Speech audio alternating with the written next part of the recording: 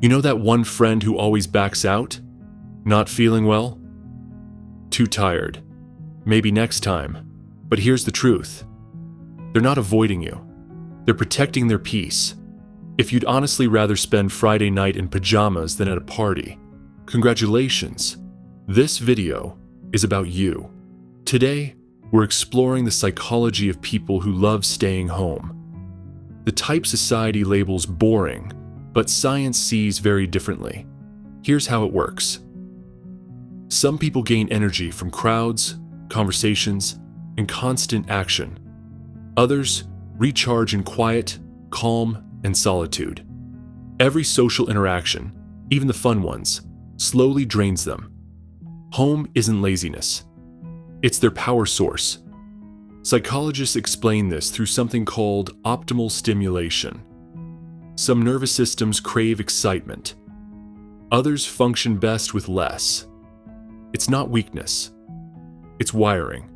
But introversion isn't the whole story. Many people love staying home because it gives them something the outside world doesn't: control. Out there, unexpected plans, noisy places, endless small talk. At home, you choose the music, the lighting, the energy. For sensitive minds, that control isn't comfort, it's safety. Here's something surprising. Research shows people who enjoy being alone are often more creative, more reflective, and stronger problem solvers. Staying in isn't doing nothing. It's where thinking happens. Not in packed rooms, but in quiet moments, late at night, with your thoughts. Let's be honest.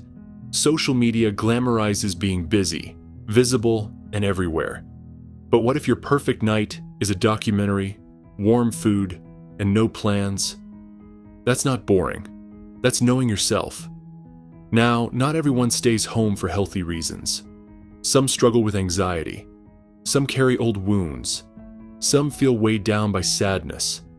For them, home becomes both a shelter and a trap. So ask yourself, does staying home recharge you? Or does going out feel overwhelming? One is peace. The other is fear. But for people who truly enjoy staying in, they're not missing life. They're just living it differently. They find happiness in small routines. Morning coffee, a favorite chair, quiet evenings, things most people ignore. Psychologists call this low stimulation preference. These people don't need constant entertainment. Their inner world is enough.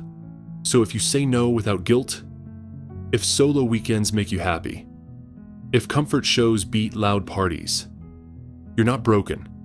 You're built for depth, not noise. For calm, not chaos. Tell me, do you love staying home? Or do you think people are just avoiding life? And if you want psychology, most people never hear about themselves. The next video will surprise you even more.